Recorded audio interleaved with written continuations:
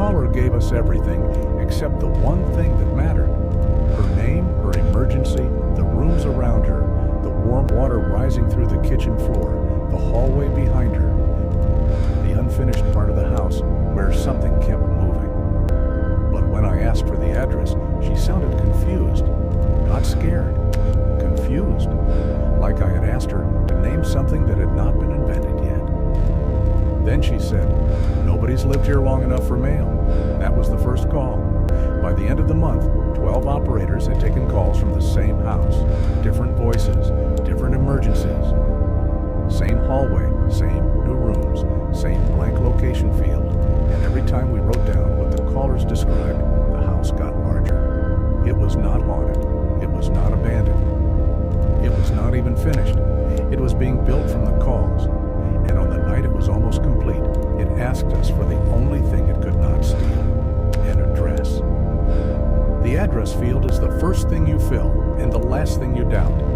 That is the part nobody outside the job understands. You can be wrong about the nature of the emergency. You can mishear a name. You can send fire when you needed medical and sort it out on the way. But the address is bedrock. Everything else in the call is built on top of it. When I train new operators, I tell them, the caller is drowning, and the address is the thing you throw them.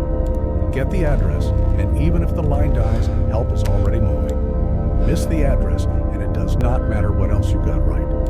That is why what happened at our center broke something in me that the ordinary horrors of the job never touched. The job is full of the worst nights of people's lives, and you learn to carry those.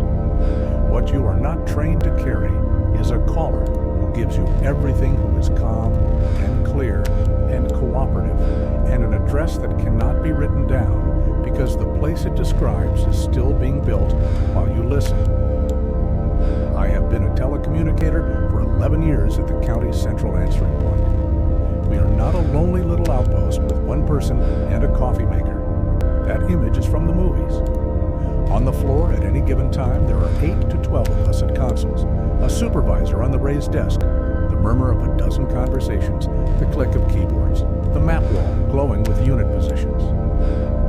It is a bright, loud, deeply human room. I mention this because the thing that happened did not happen to me in the dark, alone. It happened to all of us in the light on a busy shift. And every operator on the floor that spring can tell you their piece of it. That is the only reason I trust my own memory of it. 12 people do not share a delusion, console by console with a timestamp on every call. It started on a Tuesday in April with a call I took myself. The ANI/ALI, the automatic number and location information that populates when a call lands, came up blank. That is not unheard of. Cell calls sometimes route with poor location. VoIP calls can show a billing address in another state. Spoofed numbers show nothing at all. So a blank field is a shrug, not an alarm. You just ask. 911, what's the address of your emergency? A woman's voice. Middle-aged, composed, a little tired.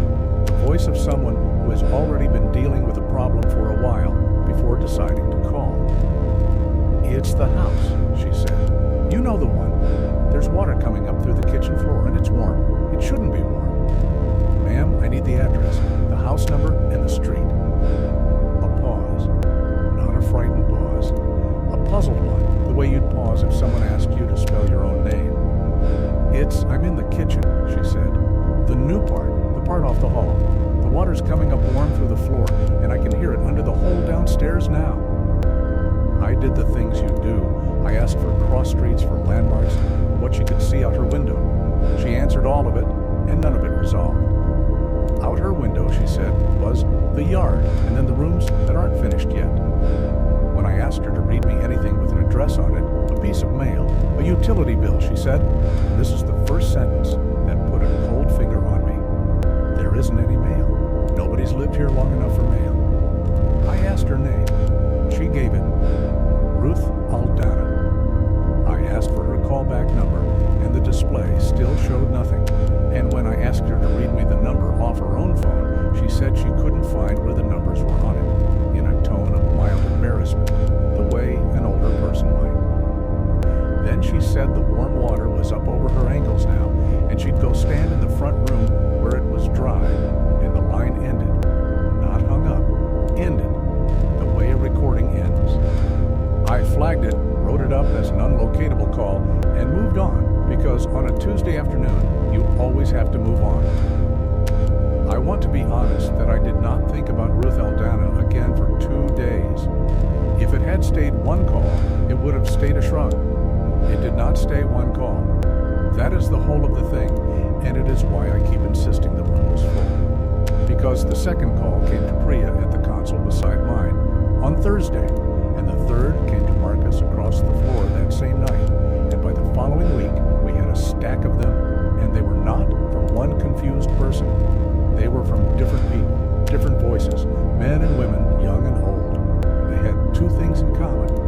The location field came up empty on every one, and every single one of them described the same house. Not the same kind of house, the same house. We only realized it because operators talk. On a slow hour, you turn to the person next to you and say, "I just had the strangest call," and Priya said the words, "the new part off the hall," and I felt the floor tilt, because that was Ruth Aldana's phrase, and Priya's caller had been a young man named, he said, Devon, complaining that a door in the new part off the hall wouldn't stay shut, and something on the other side kept leaning on it. Different caller, different emergency, same hallway, same new part. So we did what you do in a professional shop. We stopped shrugging and started documenting. My supervisor that spring was a woman named Elena Cho, 22 years on the job, the calmest person I've ever worked beside, and Elena did not believe in anything she could not put in a spreadsheet. She pulled every unlocatable call from the prior 3 weeks, and we sat down after shift, 4 of us with printouts, and we built the house. That is the phrase we used, and I did not understand at the time how exactly right it was. We built the house, on paper, out of the caller's descriptions, the way police build a suspect out of witness accounts. And the house assembled itself with a consistency that no group of unrelated, confused people should have been able to produce. Every caller agreed on the front room, dry and bare. Every caller agreed on a central hall. Off the hall, they agreed, was the new part, and this was where the emergencies clustered the warm water, the door that wouldn't hold, a smell of cut lumber and something under the lumber, a staircase going up that hadn't been there the last time the caller looked. When we laid the description side by side, the house had a clear and growing floor plan.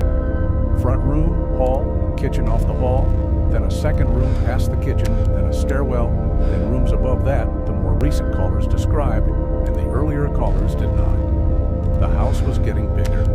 Call by call, it was gaining rooms. And here is the detail that turned Elena Cho gray, because Elena is the one who caught it. She had been cross-referencing the callback numbers, the ones that showed nothing on the display, but that we could sometimes pull from the trunk logs after the fact, the raw line data underneath the failed AL1. And the numbers were real.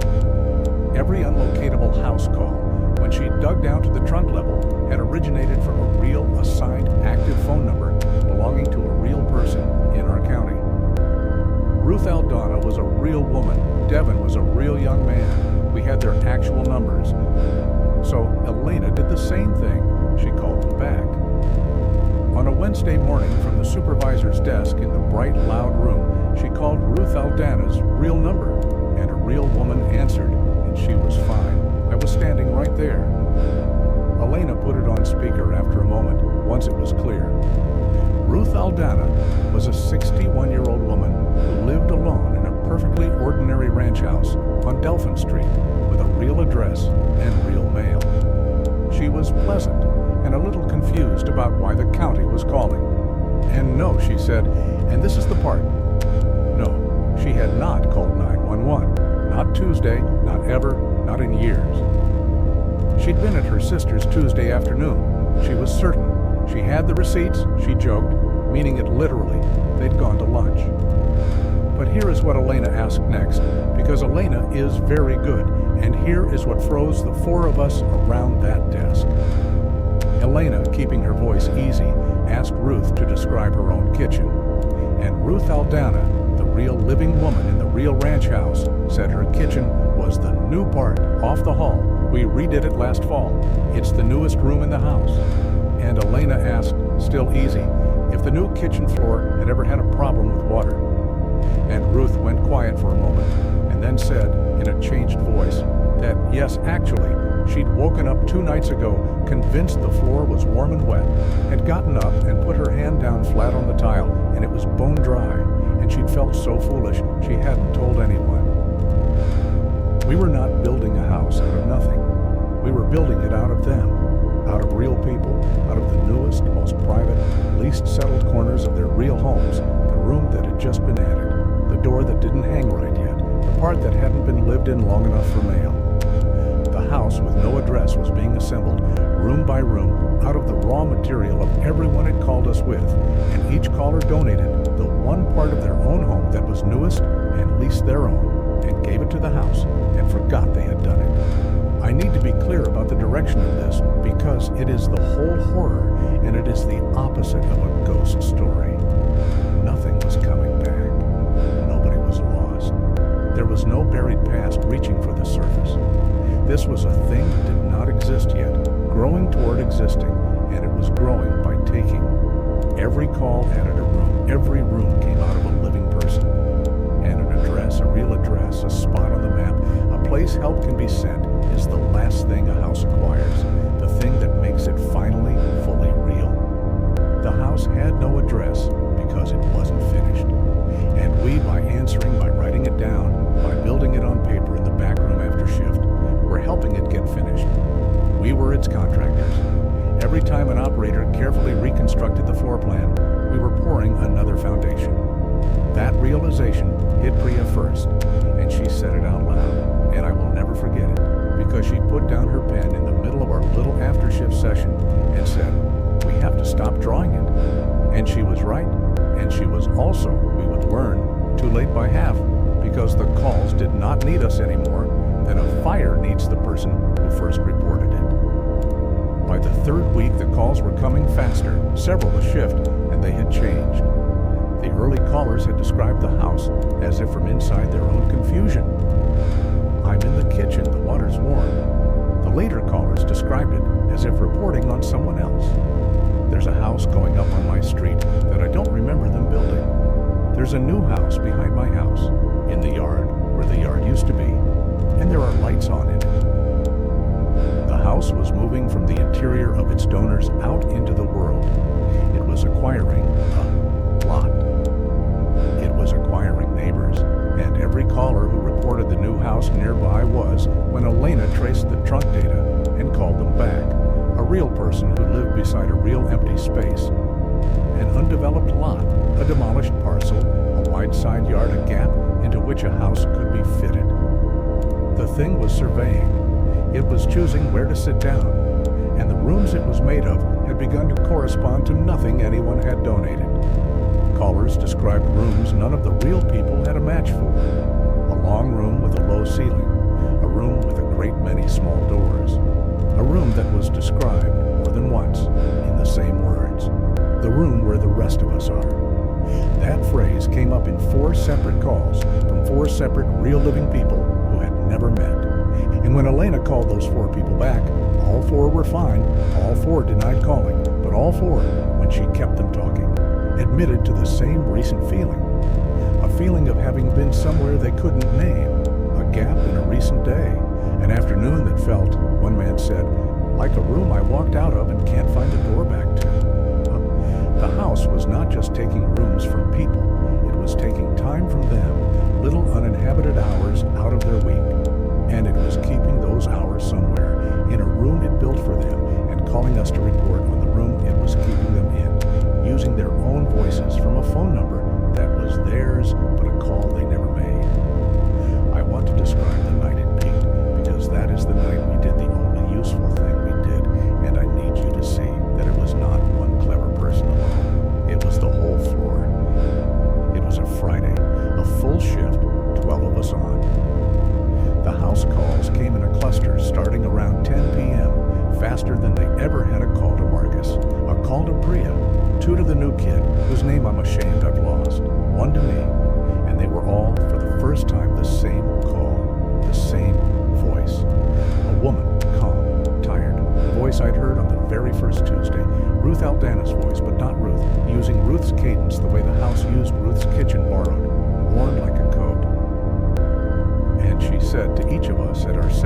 consoles at the same time. The house is almost done. We just need the address now. Can you give us the address? You have it right there. It's the last thing. Because that was true. That was the terrible thing. We did have it. We had built the floor plan. We had traced the lot. We had in Elena spreadsheet a house so completely specified that it lacked only one field. The one field an operator fills first and doubts last. All the thing needed to become real, to sit down on that surveyed lot, to make its stolen rooms and stolen hours permanent, and to keep on taking, was for one of us to do the most instinctive act of the entire job, to assign it a location, to write it down as a place, to throw it the rope. And I watched from my console a room full of the most reflexively helpful people in the county, people whose entire professional being is get the address, get help moving. I watched every one of us feel the pull of it, because the voice was calm and cooperative, and it was asking for the one thing we are built to give. It is very hard to explain to someone who hasn't done the job how much your hand wants to fill that field. It is muscle. It is 11 years of the address is the rope. And here was a caller, patient, reasonable, saying, you already have it. Just write it down. Just give us the address. And every fiber of the trained animal in me wanted to comply, because complying is how we save people, and the not complying felt in my body exactly like refusing to throw a rope to someone in the water. It was Elena Cho who stood up. Up on the raised desk in the loud, bright room, she stood up and she did the thing supervisors are absolutely not supposed to do, which is to make it about herself, to break the professional surface. She said loud over the floor, cutting across every open line. Nobody assigns it. Everybody hands off the address field right now. That is not a caller. There is no one to help. Hands off. And then she said the thing that saved us, the thing I have thought about every shift since. She said, it can't finish itself. It can only be finished, so we don't finish it. That was the comprehension we'd been missing, and she said it out loud so that all 12 of us had it at once. The house could not give itself an address.